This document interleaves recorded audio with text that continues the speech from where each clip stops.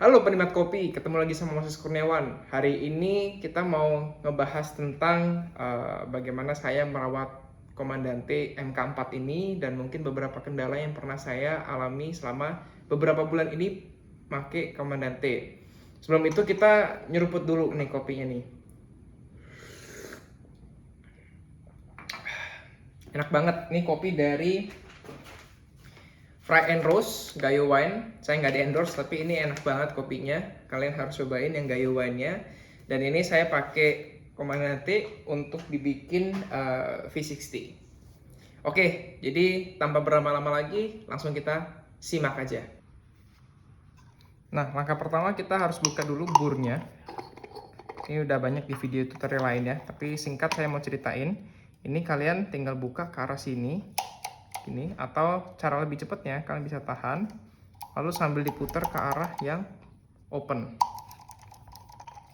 Oke, ini sudah pada kebuka, hati-hati ini burnya tajam banget dan jangan sampai jatuh. Hampir aja.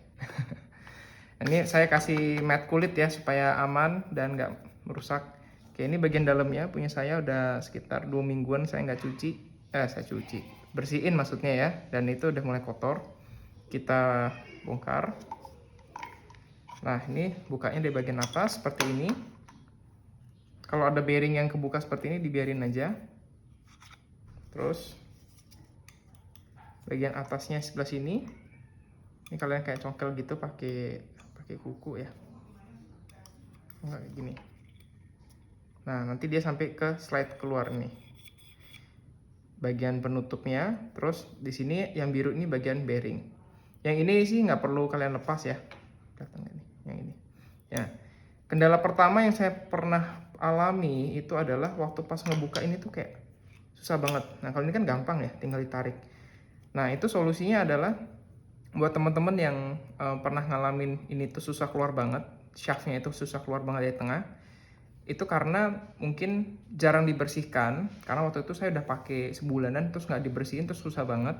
Atau memang karena machinery dari Komandante ini sangat presisi, jadi dia kayak nyangkut gitu.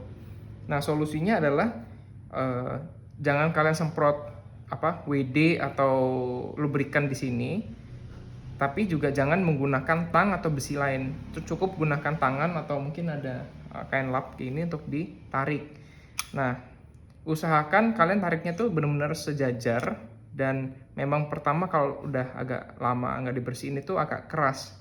Cuman coba ditarik, dan sebisa mungkin jangan gunakan kupingnya ini untuk sebagai patokan nih. Dan jangan ditarik seperti ini, kalau bisa pakai ininya aja. Karena dia ada semacam ring yang menahan bebannya, dan takutnya kalau ringnya udah lepas, ini ringnya lepas karena tekanan dari sini, itu bisa menyebabkan kerusakan. Nah, sekarang udah kebuka nih bagian bearing atas dan bagian bearing bawahnya. Ya, ini saatnya kita menggunakan brush untuk membersihkan. Ini harusnya brushnya lebih kecil ya, supaya bisa masuk. Nah, kalian mulai dari pinggirnya dulu. Nah, ini note kedua. Kalau bisa dilihat ini banyak kopi yang nyangkut, karena waktu itu saya kebanyakan ngasih minyak di dalamnya. Jadi, untuk teman-teman nih jangan kasih minyaknya terlalu banyak ya. Dikit aja, cukup ditaruh di cotton bud atau di tisu untuk dilapin ke bagian bearingnya atau ke bagian shaftnya di tengah. Jadi ini.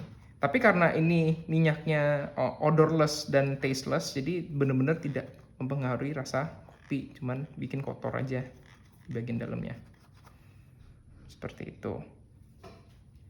Nah, kemudian langkah berikutnya di bagian dalam sini, ini kalian bersihin shaftnya nih.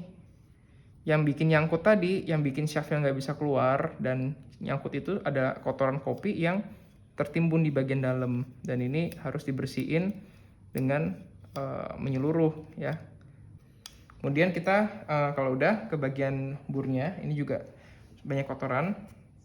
Kalian kalau buka pernya itu bagian dalamnya banyak kotoran, di blow aja.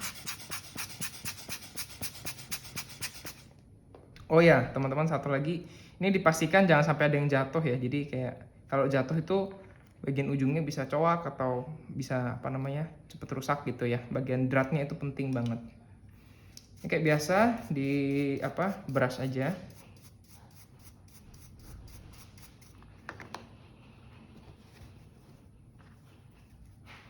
Terus kalian bisa lap, dan ini hati-hati banget ya. Kalau bisa jangan pakai tisu, pakai lap, karena kalau tisu dia pasti serat-serat tisunya itu bakal ketarik atau kepotong di blade-nya ini. Jadi pakai kain aja.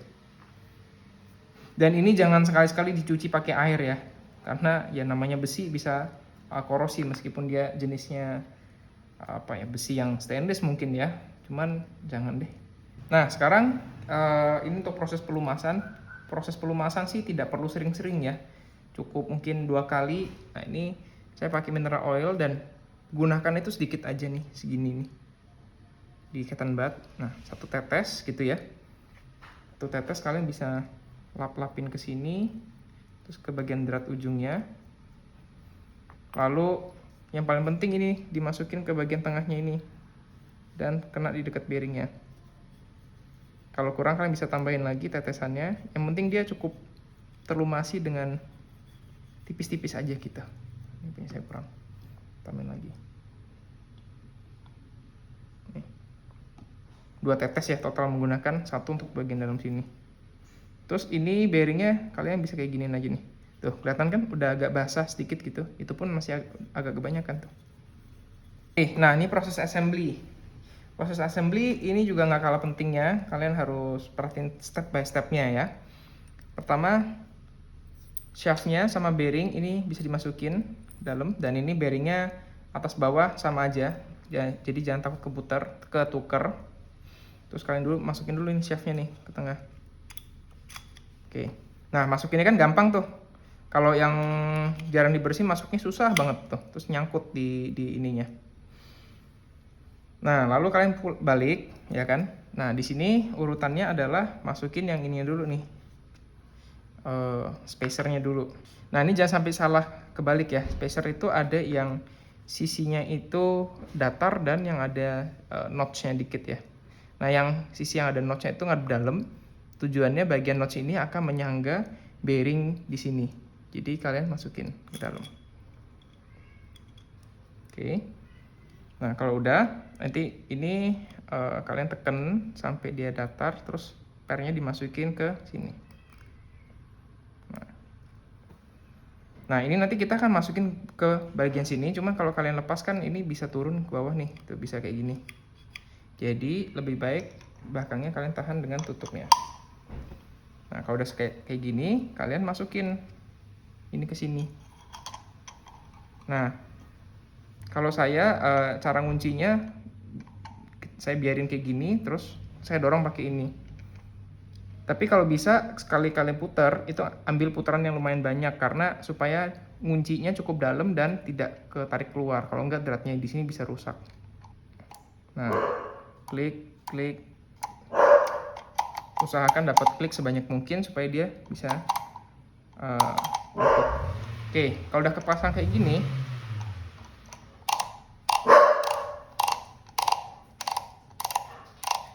kalian kencengin sampai titik 0. Terus kita akan tes.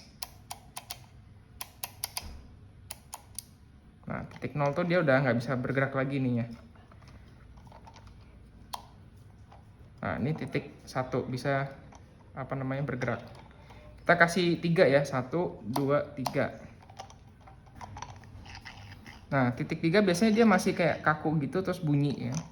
Kita coba lagi titiknya 4 atau 5. Kalau masih bunyi, nah ini sedikit nih masih bunyi kan, masih kena. Itu berarti posisi burnya itu tidak terpasang dengan sempurna.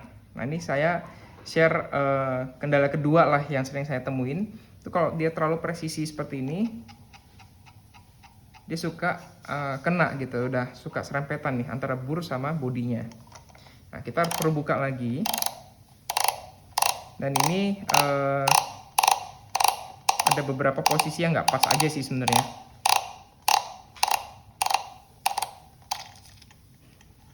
Nah, posisi yang nggak pas yang saya maksud itu adalah posisi bearing yang biru tadi itu. Nah itu biasanya perlu ditekan.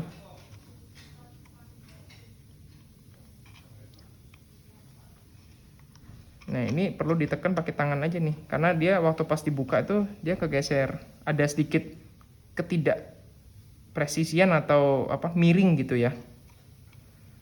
Nah, kalian tekan sampai benar-benar apa namanya datar. Kalau perlu pakai cotton bud juga di pinggir-pinggirnya ini. Nah, terus yang kedua masukin ininya nih, masukin spacernya juga harus sampai dia sejajar. Jadi spacernya tadi harus ditekan-tekan kayak gini. Nah, baru kita masukin ininya nih. Nah, untuk mensejajarkan spacer kalian juga bisa dorong-dorong ini ya, karena pairnya juga dorong spacernya. Nah, kalau udah, saya pasang ini lagi.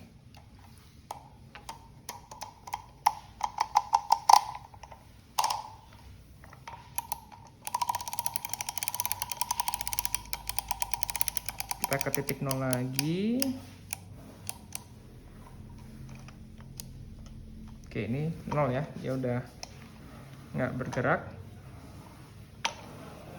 Kita 1, 2, 3, kita coba.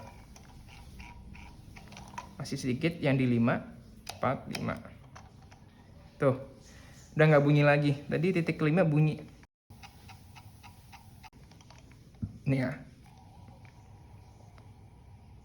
Mulus banget. Kalau titik ketiga bunyi, kayaknya masih wajar sih, karena titik ketiga itu bener-bener gapnya itu kecil banget. Itu untuk bikin lebih kecil ya Turkish itu ya dari 3 ya itu. Tapi Turkish 5 juga udah enak sih. Nah, titik 5 ini yang menurut saya jadi patokan apakah kalian udah pasang itu lurus atau belum. Kalau belum inline takutnya kan waktu pas bikin espresso atau Turkish lama-lama burnya kena gitu. Nah, kalau kayak gini udah aman sih. Oke, jadi kendala yang saya pernah alamin, shaftnya susah keluar dan waktu pas nutup ini tuh masih bunyi gitu, apa namanya, burnya kena. Tapi solusinya adalah untuk yang shaft tadi, kalian bisa tarik pelan-pelan sambil dibersihin dan jangan dipaksa menggunakan tang atau alat perkakas besi lainnya karena dia besi ketemu besi nanti rusak besinya. Terus yang kedua, kalau bagian burnya itu diklik ke 4 atau klik kelima itu bunyi, itu kemungkinan ada bearing yang nggak clock di tempat, nggak on position. Jadi kalian harus tekan dulu, kalian harus sejajarin semua, terus spacernya juga harus sejajar, baru dipasang lagi. Jadi kalian bisa menemukan titik grind size yang halus tanpa burnya itu bersenggolan dengan bodinya. Oke, jadi semoga videonya membantu. Saya juga kasih link opsi untuk membeli mineral oil yang aftermarket ya, yang odorless dan tasteless. Ya kalau kalian beli yang punyanya Comandanti mungkin lebih bagus ya. Cuman kan itu lumayan mahal kitnya aja, kalau nggak salah berapa ratus ribu gitu ya. Nah, ini opsi yang saya gunakan dan it's fine, bagus banget untuk lubrikasi dan tidak mempengaruhi rasa kopi. Nah, itu sharing dari saya. Terima kasih telah menonton. Kalau ada feedback atau ada masukan, komen aja di bawah. Thank you telah menonton. Jangan lupa like, subscribe video ini. See you at the next video.